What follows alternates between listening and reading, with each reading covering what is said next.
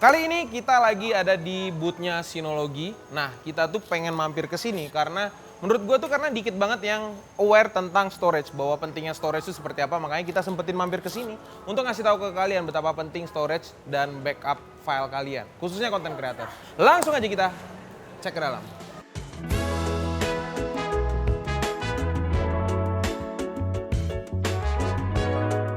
Nah, di sini ada DS1522 Plus dan di sini nih sebenarnya di bagian sini ini untuk collaboration. Nah, untuk di device ini sebenarnya ini bisa dijadikan solusi dari G Drive atau penggantinya G Drive. Kalau misalnya G Drive itu kalian harus subscribe. Nah, di sini kalau kalian punya device ini, kalian tuh bisa pakai langsung dan kalian tuh bisa banyak menggunakan fitur-fitur yang beda dari lainnya. Nah, contohnya kalian bisa lihat di sini. Di sini ada beberapa file. Nah, file ini bisa kalian akses dimanapun kalian berada. Yang penting ininya masih tercolok listrik. Nah, terus kalau misalnya kalian mau ngedit dokumen itu tuh bisa di sini juga karena di sistemnya sendiri itu udah bisa disediakan, dan hebatnya lagi tuh menurut gue di sini ada AI. Nah, AI-nya ini kalian tuh bisa langsung kirim email dengan AI-nya, atau misalnya kalian mau ngetik, kalian mau say hello dulu, hello, terus kata-katanya amburadul. Nah, nanti AI itu bakal ngebenerin kata-katanya dan create body email untuk ke klien misalnya. Nah, misalnya nih gue mau refund sebuah produk yang gue beli. Nah, di sini kan udah ada nih. Nah, nanti AI-nya bakal generate body emailnya seperti apa. Tuh, Dear Customer Service Team dan bla bla bla bla bla bla. Nah, jadi tuh dengan AI ini yang ada di Synology ini sendiri, kalian tuh bisa kalian tuh bisa langsung create email tanpa harus ngetik panjang-panjang, dan bahasanya itu sudah cukup bisa dimengerti dan nggak terlalu kaku banget, nggak terlalu translate banget Indo ke Inggris gitu. Bahasanya layak untuk dikirim ke klien sekalipun secara profesional. Nah, terus selanjutnya tuh ada yang untuk dokumen. Nah, misalnya ini nih dokumen. Ini, misalnya kalian mau benerin kalimat ini nih. Synology Office itu seperti apa? Nih, use AI. Nih, tinggal klik revise. Nah, nanti dia bakal ngasih option di revisi itu seperti apa nih. Synology Office is productivity suite and collaboration tool which include document dan bla bla bla bla bla bla. Jadi dia tuh lebih mempersimpel dan lebih memperjelas lah kata-kata itu seperti apa. Nah, itu asiknya kalau menggunakan AI daripada kalian ribet-ribet gimana ngetik yang benar. Nah, sisanya yang lainnya kelebihannya itu tadi, kayak misalnya untuk file server kalian ke sini, misalnya kalian mau download file kalian, nah kalian tuh kan nggak harus hidupin PC kalian standby atau gunain TeamViewer biasanya kita. Nah, kalau kalian sudah menggunakan ini, kalian tuh tinggal buka aplikasinya aja, terus kalian tinggal pilih dokumennya yang mana, terus kalian download. Jadi itu lebih gampang kalau misalnya kalian punya Synology Drive. Nah, kalau misalnya kalian mau lihat bagan, simpelnya tuh seperti apa? Nah, ini contohnya. Jadi kalian tuh bisa akses lewat web atau mobile app atau dari PC juga, Office PC. Nah, nanti kalian misalnya kalau punya device-nya di sini, nah ini bisa di-sync gitu. Misalnya kalau kalian ada beberapa Synology Drive. Nah, kalian bisa sync, terus selain itu kalian bisa juga backup file kalian itu di storage atau di servernya NAS-nya langsung. Gitu. Jadi itu harusnya sih lebih gampang untuk opsi backup file kalian, khususnya content creator pastinya. Dan satu lagi, kalau misalnya kalian ada beberapa cabang kantor nih misalnya. Nah, nanti kan pasti ada SQ atau headquarter atau pusat kantornya. Contohnya pusat kantornya kita di Jakarta.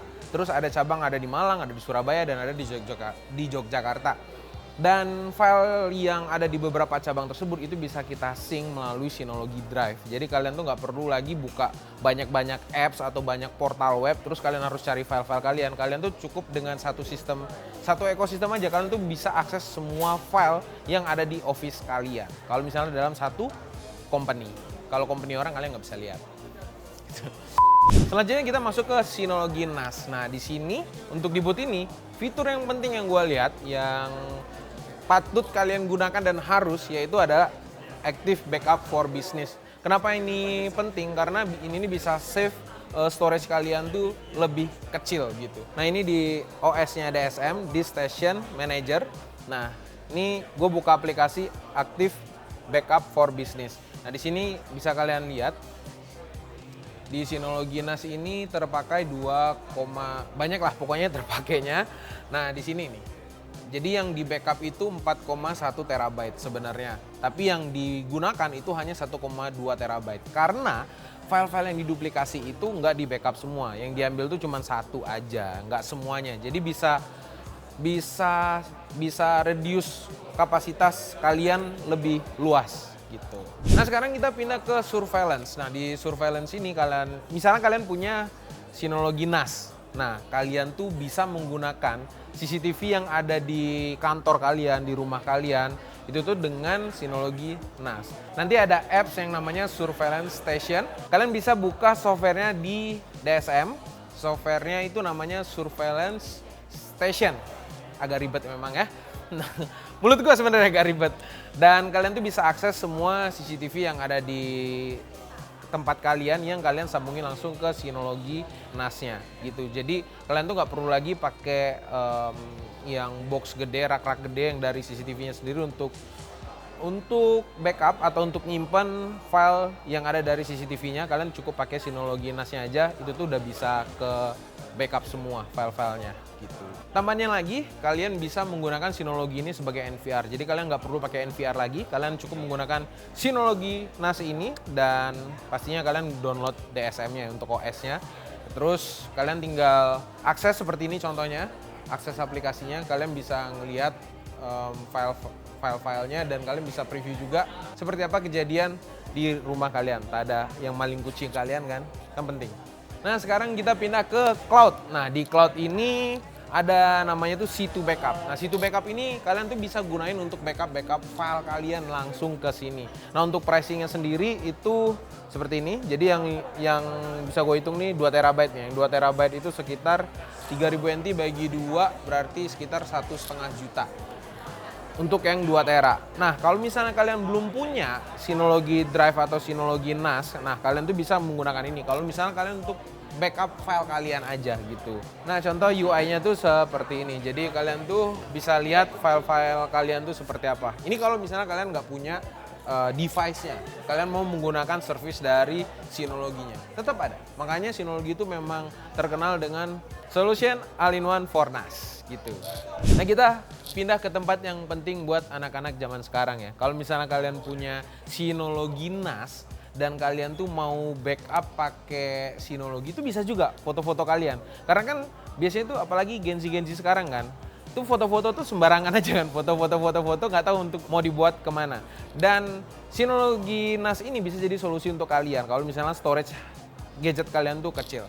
Nah kalian tuh tinggal masuk ke Synology Photos dan add drive kalian itu di HP. Nah, gue contohin di sini.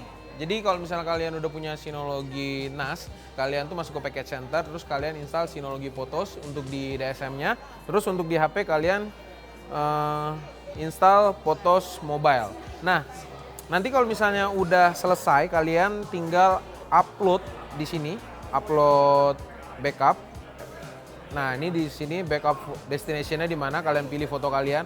Nah setelah itu kalau misalnya kalian kan biasanya kan ada foto-foto lagi dan kalian mau backup.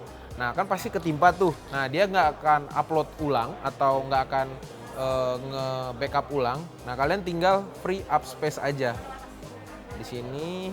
Terus di sini ada tulisannya free up space. Nanti kalau udah free up space baru nanti dia yang belum ke backup nanti dia akan ke backup semua. Segampang itu. Jadi file kalian, kalau misalnya kalian menggunakan gadget, misalnya pakai iPhone, Android, atau pakai tablet biasanya, kalian bisa backup file-file kalian yang ada di device kalian. Nah kalau ini kita pindah ke B Drive. Nah B Drive ini salah satu barang terbarunya Synology yang menurut gua tuh cukup menarik, beda daripada external drive yang lain. Karena external drive yang lain tuh cuman sekedar colokin nih ke PC kalian atau ke laptop kalian. Itu tuh sekedar simpen files doang. Nah, tapi kalau di sini tuh udah beda banget. Karena di sini ada namanya B Drop. Nah, B Drop itu kalian tuh sama seperti kayak AirDrop, kalian bisa kirim file kalian dari gadget kalian ke PC kalian menggunakan device ini. Kalau misalnya nggak ada device ini kalian nggak bisa. Tapi tetap harus menggunakan jaringan yang sama. Jadi jaringan PC kalian dan jaringan HP kalian, device kalian itu harus di dalam satu jaringan. Misalnya SSID-nya DKID Media, SSID-nya harus sama gitu. Nah, terus di sisi lain di B Drive ini ada file sync juga. File sync ini bisa sync file yang ada di sini. Misalnya nih, kita ke custom, kalian mau sync folder kalian yang ada di download atau di nih. Ini ada yang di download, kalian mau sync ke sini. Nah, itu tuh bisa dipakai. Jadi misalnya kalau kalian udah sync nih, udah selesai semua setupnya, terus tiba-tiba PC kalian rusak, nah file kalian tuh udah aman, udah ada di sini. Jadi terselamatkan. Makanya menurut gua ini salah satu solusi yang cukup penting untuk kalian, apalagi yang sering mobilitasnya tinggi gitu kan. Terus suka pinjem-pinjem PC teman. Nah, harusnya ada ini nih gitu. Karena ini bisa membantu kalian banget kalau misalnya kalian punya mobilitas yang tinggi. Nah, kalau untuk foto backup sendiri sebenarnya sama aja kayak B-drop, cuma bedanya di sini lebih ke nge-backup file-file yang kalian pilih, terus kalian backup filenya ke B drive kalian ke sini. Cuman kalau untuk yang B drop kalian misalnya mau ngirim dokumen ke PC, ya udah kalian tinggal kirim aja gitu. Nah, ini untuk IP kameranya karena mulai tahun ini tuh dia udah punya produksi lah. IP kamera BC500 dan TC500 dan di dalam sini udah ada AI-nya. Jadi buat kalian yang corporate yang membutuhkan IP cam yang canggih, nah ini ada opsinya. Nah, sekarang kita pindah ke bagian NAS storage-nya atau di station-nya. Nah, di sini kalian di sini ini udah ada device yang baru yang sekarang device-nya ini bisa menjadikan M.2 NVMe-nya itu bukan sekedar caching aja, tapi bisa menjadi storage juga. Jadi yang pastinya lebih kencang. Terus di sini ada 10 gig port juga. Bukan kadang sih, kan bawaannya itu kan pakainya 1 gig ya atau 1 Gbps, atau misalnya kalau kalian colokin 2 itu kalian tuh bisa menjadi 2 Gbps. Nah, kalau kalian pakai yang di sini langsung pakai yang 10 gignya itu pastinya jadi lebih kencang, jadi total 10 gig bagi 10 itu sekitar 1 Gbps gitu, 1 GB per second. Nah, ini ada untuk harddisknya sendiri. Kalau yang gue pegang sekarang di sini yang 12 TB yang 7200 rpm. Nah, ini termasuk harddisk yang terbaru dan ini juga NAS yang terbarunya bisa dibilang. Nah, kalau misalnya kalian mau pengen optimal cari NAS yang bagus ya, saran gue tuh pilih yang baru-barunya yang sekarang kayak gini. Kalau yang 4 tera dan 6 teranya itu 5200 rpm, menurut gue 6 atau 4 tera tuh udah lebih dari cukup, tinggal kali 4 aja. Dan terus kalian pakai NVMe SSD-nya dan dia bisa sekalian caching dan bisa sekalian menjadi storage juga, nanti akan tambah kencang dari sisi NAS-nya sendiri. Karena kalau misalnya menggunakan satu hard drive doang, itu kecepatannya itu mentok sekitar 150 Mbps, dimana 150 tuh ya termasuk pelan kan, karena speed read and write untuk hard disk. Kalau misalnya kalian gabungin semua terus pakai NVMe, memang kita nggak tahu ya berapa karena kita belum review, nanti kita bakal review sendiri, kontennya ada sendiri. Nah, tapi pastinya jauh lebih kenceng daripada hard disk biasa. Jangan pikir karena dia pakai hard disk biasa terus jadi lemot, tapi harusnya ini jadi kenceng dan gede dan bisa diakses dimanapun.